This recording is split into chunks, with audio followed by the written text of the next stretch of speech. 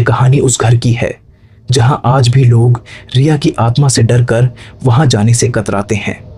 रिया का मर्डर उसी घर में हुआ था और अब उस घर में बस उसकी आत्मा का राज है। रिया एक नॉर्मल जिंदगी जीने वाली लड़की थी, लेकिन उसके जीवन का आखिरी दिन सब कुछ बदल गया।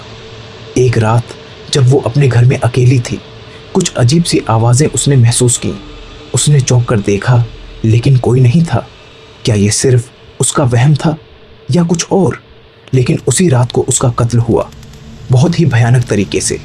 रिया का गला काट दिया गया था और उसके हाथ पैर बड़ी ही निर्दयता से बांधे हुए थे।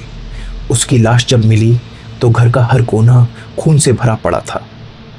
पुलिस ने इसे एक अनसुलझा केस कहकर बंद कर दिया, लेकिन लोग कहते हैं कि रिया की आत्मा उस घर में ही अटकी हुई है।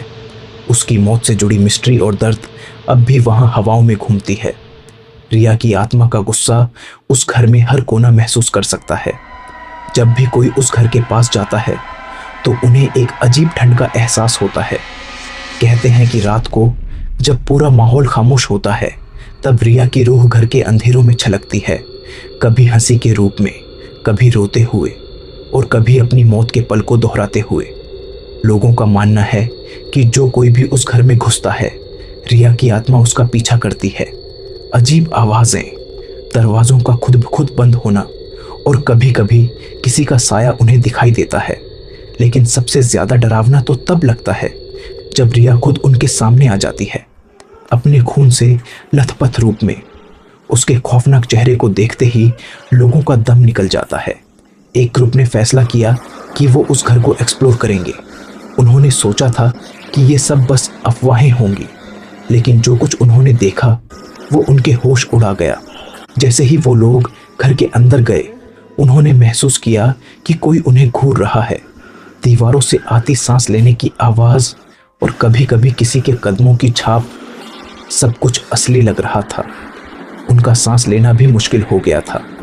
तभी एक मेंबर ने देखा एक लड़की का साया जो उन्हें देखकर हंस रही थी, लेकिन वो हंसी किसी मासूम लड़की की नहीं थी। वो एक खौफनाक और पागलपन वाली हंसी थी। उसकी आंखें लाल थीं और उसका चेहरा रिया का था। ग्रुप के लोगों ने भागने की कोशिश की, लेकिन जैसे ही वो दरवाजे के पास पहुंचे, दरवाज़ा बंद हो गया। वो रात उन्होंने सिर्फ रिया की चीखें और आत्मा के खौफनाक रूप का सामना किया। जब वो लोग किसी तरह से वहां से भाग पाए तो सभी के चेहरों पे एक ही चीज़ थी, डर।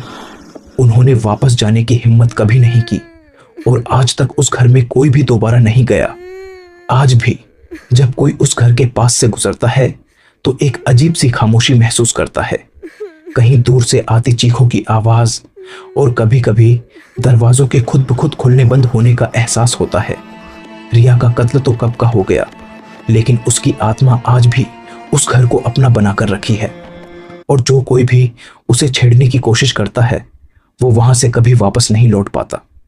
यह कहानी सुनने के बाद अगर आप रात को नींद में कोई आवाज़ सुनो तो याद रखना, शायद वो रिया की आत्मा हो जो अब भी अपने इंतकाम की तलाश में है।